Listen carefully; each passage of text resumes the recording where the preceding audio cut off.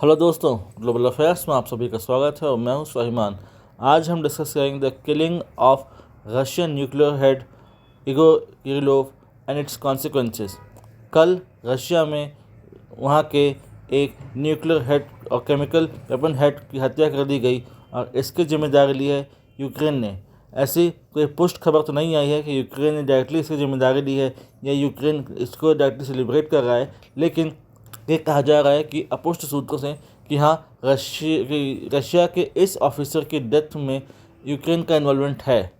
Ukraine इस war को escalate करना चाहता है। उसकी कोई ऐसी मंशा नहीं कि वो शांत बैठे, इसकी कोई ऐसी मंशा नहीं कि वो शांति वार्ता इस सीज़ फायर को लेकर कुछ डिस्कस करे। यानी कि जब तक जो बाइडेन कुर्सी में है और वो जब तक यूक्रेन को सपोर्ट करते रहेंगे, यूक्रेन इसको एस्केलेट करना चाहता है और फर्दर इसको बढ़ाना चाहता है ताकि ये वार उलझ जाए, सुलझे ही नहीं। और यूक्रेन के इस हरकत के बाद से व्लादिमीर पुतिन नाराज़ हैं। व्लादिमीर पुतिन पहले भी हज़ारों मिसाइल बरसा चुके हैं यूक्रेन पर और इसके बाद कोई बड़ी बात नहीं कि वो कोई हमले कर दें ऐसे जो कि यूक्रेन के लिए भारी हों। ऐसा कहा जाता था कि यूक्रेन रशिया वॉर में रशिया ने केमिकल वेपन्स का इस्तेमाल किया है। हालांकि रशिया ने हमेशा इसको डिनाई किया, लेकिन यूएसए ने इसको लेकर रशिया पर सैंक्शंस भी लगाए। पर केमिकल वेपन्स का यूज़ बैंड है वॉर में और रशिया ने कभी इसको सब्सक्राइब नहीं किया, कभी इसका सपोर्ट नहीं किया कि हमने यूक्रेन रशिया वॉर में केमिकल वेपन्स यूज़ किए हैं। लेकिन अब लगता है कि ये व्लादिमीर पुतिन के सब्र का बांध अब टूट रहा है। उनका सब्र का बांध टूट रहा है। हो सकता है कि वो न्यूक्लियर वॉरफेयर या केमिकल वॉरफेयर का इस्तेमाल करें। अगर ऐसा होता है तो यूक्रेन को इसके गंभीर नतीजे भुगतने पड़ेंगे।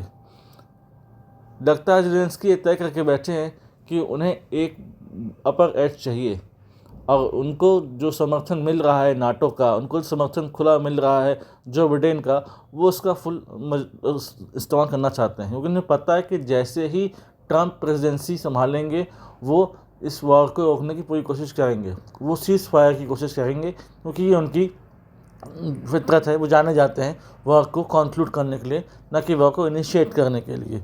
अब ऐसे में यूक्रेन चाहेगा कि उसे कम से कम कुछ हिस्सा तो मिले। अब आज यूक्रेन की स्थिति ये है कि वहाँ पर भी कॉन्स्क्रिप्शन की नीति अपनाई जाती है, लेकिन कॉन्स्क्रिप्शन की एज थी 18 ईयर्स, यानी कि कंपलसरी मिलिट्री सर्विस। अब उसे घटाकर 14 साल कर दिया गया है।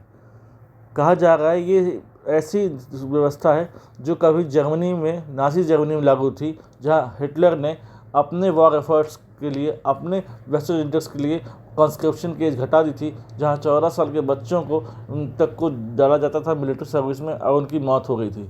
इसकी निंदा भी की थी व्लादिमीर पुतिन ने इस मूव की कि ये तो बिल्कुल नाज़ी जर्मनी की हरकतें हैं। पर यूक्रेन इससे पीछे हटा नहीं और अपने वॉर एफर्ट्स को कॉन्स्टेंटली बढ़ाना कर अपर एज देना चाहता है। लेकिन यूक्रेन भले यहाँ पर सफल हो गया हो और इसने एक बड़ा झटका जरूर दिया है रशिया को कि रशिया में अब मॉस्को भी सुरक्षित नहीं है, कि रशिया में मॉस्को में बैठे मिलिट्री जनरल्स भी अब सुरक्षित नहीं है। नुकसान उन्हें झेलना पड़ सकता है, लेकिन इसके बाद रशिया इस बात को इंटेंसिफाई करेगा और इस हद तक ले जाएगा जहाँ पर शायद यूक्रेन ने भी सोचा नहीं होगा। और अगर ऐसा हुआ तब फिर डोनाल्ड ट्रंप के लिए भी बहुत मुश्किल हो जाएगा कि यूक्रेन रशिया वॉर को रोक पाए, क्योंकि वो कह चुके हैं कि यदि वो प्रेसिडेंसी संभालेंगे तो उनकी टॉप प्रायोरिटी में होगा यूक्रेन रशिया वॉर रोकना। जो बाइडेन तो कॉन्स्टेंटली यही कोशिश करते रहे कि ये वॉर एस्केलेट होता रहे। उनकी मंशा का भी थी कि नहीं कि दोनों का वॉर रोके, और रुकेगा तो फिर आर्म्स लॉबी को फ़ायदा कैसे होगा। यदि वॉर रुक गया तो फिर यूएस में बैठे आर्म्स लॉबी को फ़ायदा भी नहीं होने वाला।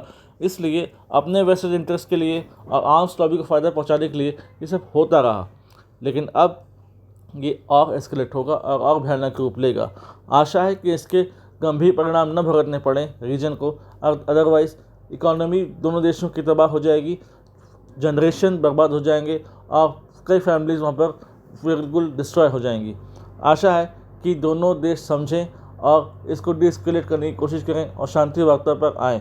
अगर इससे रिलेटेड कोई वाइटल इन्फॉर्मेशन आती है, I will make a dedicated video in this regard. Thanks for watching. जय हिंद, जय Bharat. Please do comment, share, subscribe the video. It takes too much pain.